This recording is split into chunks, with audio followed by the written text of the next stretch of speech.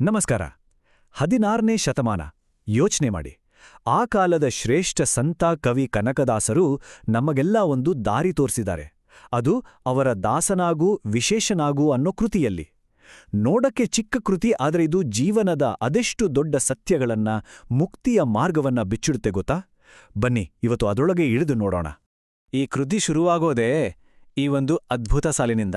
ಅಬ್ಬಾ, ಇದನ್ನ ಕೇಳಿದ ತಕ್ಷಣ ನಮ್ಮ ಇಡೀ ಅಸ್ತಿತ್ವದ ಬಗ್ಗೆನೇ ಯೋಚನೆಗಳು ಶುರುವಾಗ್ಬಿಡುತ್ತೆ ಅಲ್ವಾ? ನಮ್ಮ ಈ ಮನುಷ್ಯ ಜನ್ಮ ಅಷ್ಟು ಸುಲಭವಾಗಿ ಸಿಕ್ಕಿದ್ದಲ್ಲ. ಬರೋಬರಿ 84 ಲಕ್ಷ ಜನ್ಮಗಳನ್ನ ದಾಟಿ ಬಂದ್ಮೇಲೆ ಸಿಕ್ಕಿರೋ ಒಂದು ಅಪೂರ್ವದ ಅವಕಾಶ ಅಂತ ಈ ಒಂದೇ ಸಾಲು ನಮ್ಗೆಲ್ಲ ನೆನ್ಪಿಸ್ಬಿಡುತ್ತೆ. ಹಾಗಾದ್ರೆ ಕನಕದಾಸರು ಕೇಳೋ ಆ ಮೂಲಭೂತ ಪ್ರಶ್ನೆ ಇದೆ.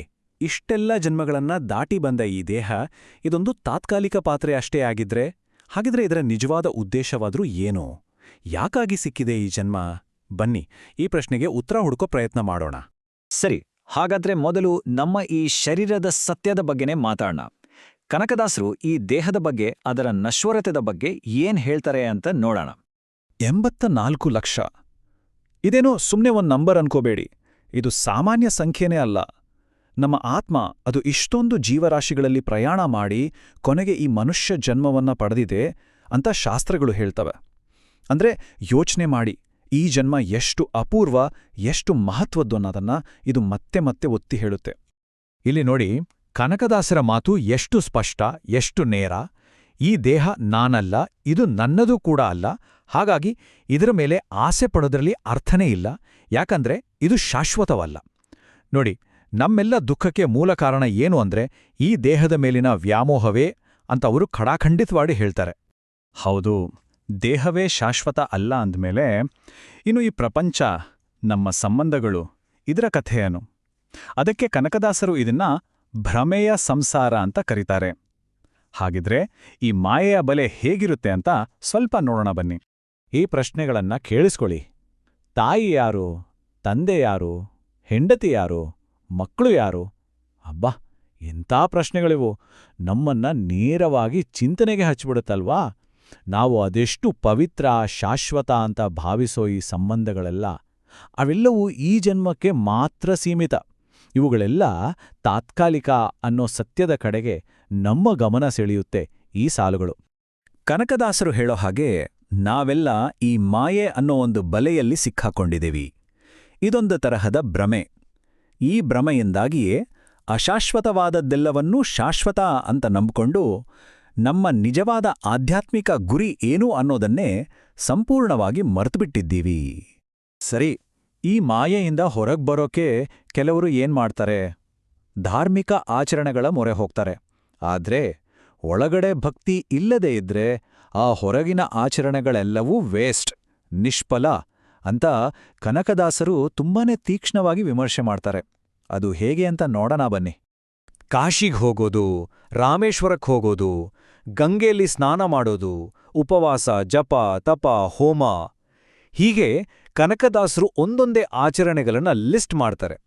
ಆದ್ರೆ ಅವ್ರು ಹೇಳೋದೇನು ಅಂದ್ರೆ, ಮನಸ್ಸಿನಲ್ಲಿ ನಿಜವಾದ ಭಕ್ತಿ, ಸಮರ್ಪಣೆ ಅನ್ನೋದು ಇಲ್ಲದೇ ಇದ್ರೆ ಇವೆಲ್ಲವೂ ಕೇವಲ ವ್ಯರ್ಥ ಕಸರತ್ತುಗಳಷ್ಟೇ. ನೋಡಿ, ಈ ವ್ಯತ್ಯಾಸ ಇದೆಯಲ್ಲ, ಇದು ತುಂಬಾ ಮುಖ್ಯವಾದದ್ದು. ಒಂದು ಕಡೆ ಕೇವಲ ಮೆಕ್ಯಾನಿಕಲ್ ಆಗಿ ಮಾಡೋ ಆಚರಣೆಗಳು, ಇನ್ನೊಂದು ಕಡೆ ಪ್ರಾಮಾಣಿಕವಾದ ಶರಣಾಗತಿ. ಇಡೀ ಕೃತಿಯ ಮುಖ್ಯ ಸಂದೇಶವೇ ಇದು ಅಂತ ಹೇಳ್ಬೋದು. ನಿಜವಾದ ಬದಲಾವಣೆ ಆಗ್ಬೇಕಾಡಿರೋದು ಹೊರಗಿನ ಕ್ರಿಯೆಗಳಿಂದ ಅಲ್ಲ, ಅದು ನಮ್ಮ ಒಳಗಿನಿಂದ ಆಗ್ಬೇಕು. ಫಲವೇನು? ಈ ಛಲವೇನು? ಕೇಳಿ, ಕನಕದಾಸರ ಈ ಪ್ರಶ್ನೆ ಎಷ್ಟು ಮಾರ್ಮಿಕವಾಗಿದೆ. ಸುಮ್ಮನೆ ಆಚರಣೆಗಳನ್ನ ಮಾಡಲೇಬೇಕು ಅನ್ನೋ ಹಠದಿಂದ, ಆ ಛಲದಿಂದ ಏನ್ ಪ್ರಯೋಜನ? ಅದರಿಂದ ಸಿಗೋ ಫಲವಾದ್ರೂ ಏನು?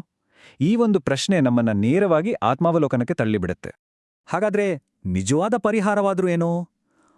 ದೇಹ ಮಾಯೆ, ಸಂಸಾರ ಮಾಯೆ, ಆಚರಣೆಗಳು ನಿಷ್ಫಲ. ಹಾಗಿದ್ರೆ ನಿಜವಾದ ದಾರಿ ಯಾವುದು? ಅಲ್ಲೇ ಕನಕದಾಸರು ನಮ್ಗೆಲ್ಲ ಒಂದು ದಾರಿ ತೋರಿಸ್ತಾರೆ. ಅದೇ ದಾಸನಾಗುವ ದಾರಿ. ಬನ್ನಿ ಈಗ ಆ ದಾರಿಯಲ್ಲಿ ಸಾಗೋಣ.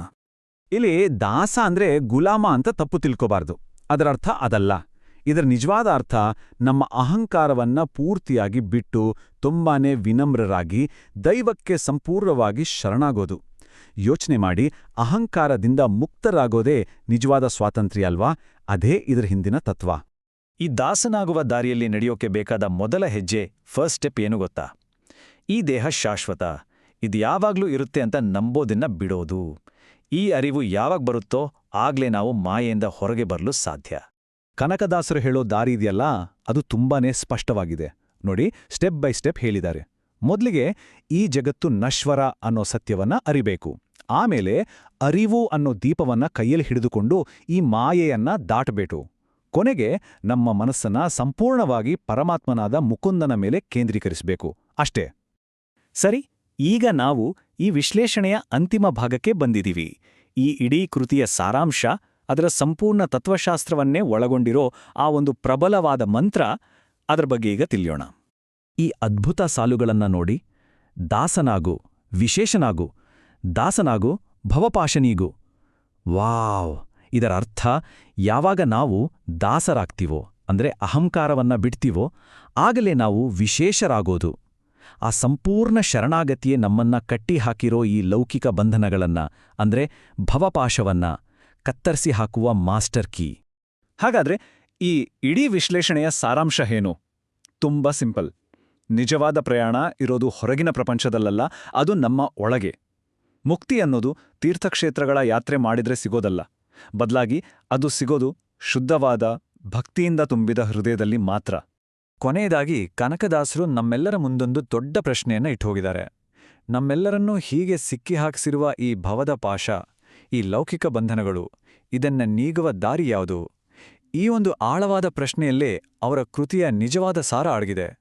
ಇದ್ರ ಬಗ್ಗೆ ಯೋಚನೆ ಮಾಡೋಣ.